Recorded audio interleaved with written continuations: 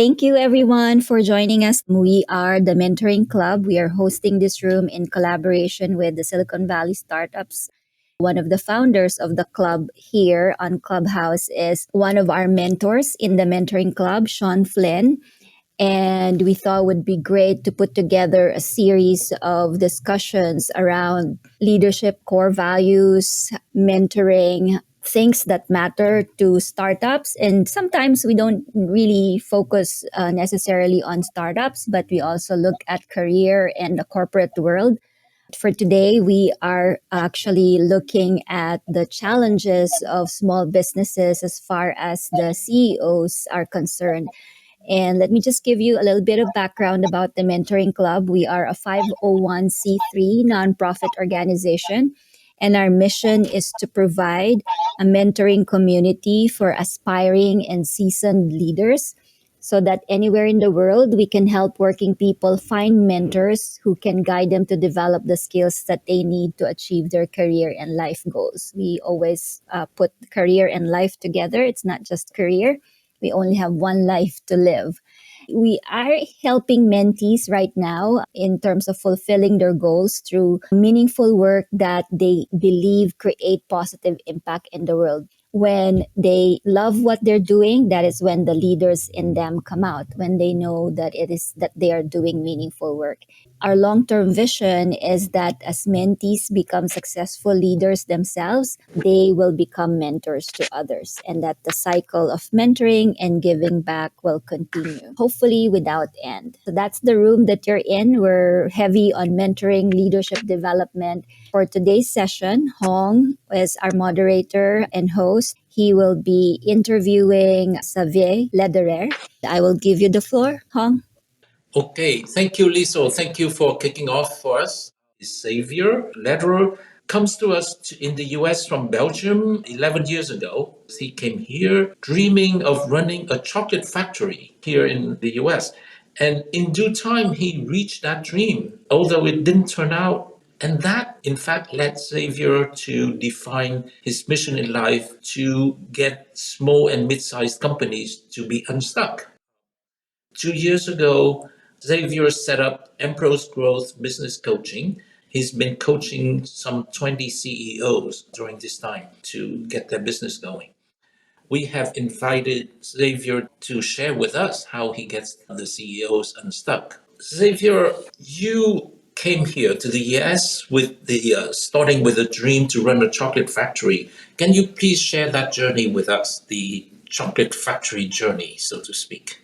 Yeah, absolutely. Absolutely. Actually, my initial dream was to open a chocolate factory and to be a chocolatier myself. And I did a 2-year training program as a chocolatier in Belgium.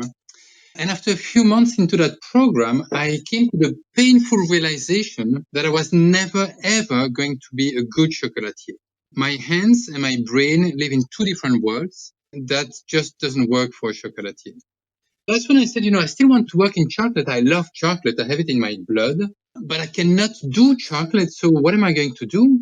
And I thought, well, I'm good in management. So I'm going to run a chocolate factory. And just like you said, I didn't want to run any chocolate factory. I wanted to run a very specific factory of an extremely talented chocolatier. Most people would say a good business is founded on a good product, and clearly, with an extremely talented chocolatier, things must have been good from there. At some point, a good product is not enough. You need to have some structure in the company. And I'm talking about discipline in thoughts, in strategizing, discipline in action, discipline in how the company is run. And that is where technical competence is not enough anymore. Some of us sit here in Silicon Valley. Technical excellence actually translates probably into software rather than chocolate. I think the parallel is definitely there. Can you share with us your important life lessons for you at that point that led you to go into helping companies? Running that company was my big life dream. And I thought when it happened, this is it. I've achieved my life dream. I don't know what I'm going to do next. I was all excited when I started. You can imagine I was just like a small boy starting school. And then on my first day, my dream met reality, and it wasn't pretty. That is when people in the company explained to me how unhappy they were. And to me, I mean, you have to imagine me. That was my dream. And people were telling me they were unhappy. So I was like, are you kidding me? You are surrounded by chocolate all day long and you tell me you're unhappy. What is wrong with you? And they told me, you don't understand. Priorities shift on a monthly basis, which drives us crazy. There is no system in place to hold people accountable. So people have stopped working on the priorities because why bother? In some cases, we had the wrong people in the wrong seats. I mean, the company had outgrown them. And people at the bottom of the ladder were telling me, I don't think I can grow in this business. My manager is a nice person, but just not the right person to help me grow. So we were losing the right people and retaining the wrong people. So on Mm. that very first day, I realized that my mission was not to run the business. More importantly, my mission was to reinvent our management approach. And to the point that you just mentioned, technical talent at some point is not enough. We had reached that point as a business. At some point, you need to bring some structure that can help you carry your talent forward. For 2 years now, you've been advising CEOs to get unstuck with their business and setting up Empro's growth business coaching to help them. In business, most people talk a lot about the 80-20 rule. 80% of the time, these few things are the cause of most of your problems. So, are there such a thing? Did you gain that sort of insight? Are there a handful of issues that keep coming up over and over with regards to the CEOs that you've been advising? Yeah, absolutely. Absolutely. And that is one of the things that struck me. It is how similar companies from different industries, different backgrounds are in terms of growth roadblocks.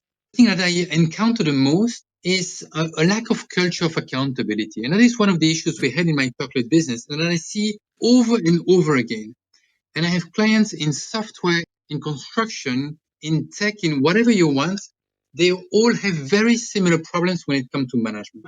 When I speak about culture of accountability, it is the fact that you put a plan together and then not much happens. You get overwhelmed by the day-to-day life and you start fighting fires all day long. That is number one. Number two is probably the fact that leadership teams, especially new leadership teams, are dysfunctional. And when I say dysfunctional, often people tell me, oh, we are not dysfunctional because we get along together. Well, that's not what I mean. What I mean is a team is dysfunctional if they don't have the right level of conflict, when they avoid the painful topics because they want to get along together instead of having the conversations that they really need to have. And the third one, if you want a third one in order of importance, is at the leadership team level, lack of alignment on vision and strategy. And you can imagine you start a company on your own or with a partner, and the vision and strategy is really clear in your head. But then you start growing your team, and you get to 10, 20, 30 people. You start having a few managers or leaders around you. And at some point, you need to share the vision and strategy, and not just share in terms of giving information, but include them in the thinking. And because you've never done that ever, even though you know it's important, you just don't know how to do it. And I see that very often people are willing to do it, they just don't know how to do it. And as a result, they don't fully leverage the brains of their leadership teams. Establish that culture of accountability would clear a huge number of issues that a company would find itself stuck at. Have the good plan, but then really execute on the plan. Yes, indeed. You're absolutely right. It is a thing that people assume is super easy. You have the plan, so, what's the big deal? But in Mm. reality, it is the biggest roadblock. It is Mm. making sure that you set a system in such a way that your plan is going to be executed. Are there major principles to establish in order to establish that culture of accountability? Yes, and there are different aspects that are crucial. The first one is to have the right people in the right seats. It sounds obvious, but it is tough to achieve, especially for a growing company, because at some point the company outgrows its people due to a lack of training or due to a lack of interest or, whatever the reason. But for the founder, it is often extremely painful to recognize and to admit. And we'd rather just ignore this issue that I have my right hand here, who is actually not the right person anymore. But we've started this company together. We love each other. I owe him so much. Why would I even ever think of replacing him? There's a huge cost to the rest of the team of this kind of blind behavior. And so it's important to have the open conversation in a respectful way to see what is best for the company. Part of my job is to help people recognize that they need to have this conversation and then have these conversations and find a solution that can be a lot of different things, but find a solution that works for everybody. Then once that is in place, we need to focus on three key elements. The first one is based on the strategy to identify 2 or 3 quarterly priorities. So what are the 3 things that you want to have achieved by the end of this quarter? I'm not talking about the end of this year or 10 years from now. I'm talking about the end of this quarter. And the reason is it is easy to procrastinate when you have 52 weeks to do something, but in one quarter, you only have 13 weeks. So there's really no time to procrastination. In a quarterly priority, you set not too ambitious goals, achievable things, grounded in a plan that forces you every single week to move towards your goal. How would a client, a CEO of a company work with you? How does that work out? I'll take a client. I started working with them in January of 2021. At that time, they were losing cash on a weekly basis. They had been hit pretty bad by COVID. So we started with a 2-day workshop, actually in their case, 4 half-day workshop, to set the fundamentals of the company, to define the vision and strategy, or to refine it, and to talk about accountability habits like priorities, quarterly priorities, meeting rhythm, and so on. And then on a monthly basis, we followed by a half-day workshop. At the beginning, very much focused on execution and accountability. Do you have the right priorities? How is it going? What is going well in your meetings? What is not going well? How do we improve? With the objective to kind of turn the team into an execution machine. And along the way, on a quarterly basis, we would meet 1 day per quarter or 2 half days to refine and improve their strategy and to obviously to redefine the quarterly priorities for the upcoming quarter. Last month, we did kind of the first anniversary workshop, and it is amazing how much they changed.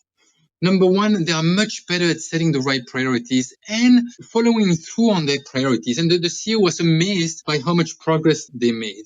Their meetings are much better. Their daily meetings, weekly meetings are much better. Obviously, most importantly, they grew 125% in just 12 months. And just to be clear, it is not some fancy tech company. It is an advertising company. They do out of home billboarding. So it is a very old industry. And yet in that very old fashioned industry, they managed to grow 125% in just 12 months. So that is how magical these different tools can help, and how with the right tools in terms of strategy, vision, and accountability, you can really make a big difference. Xavier, thanks for joining us and sharing with us. Any closing statement? Thank you. Thank you very much. It's a journey. None of us is perfect. We may have a sense of guilt that we are not at the level that we wish we were in terms of accountability, in terms of competence, in whatever.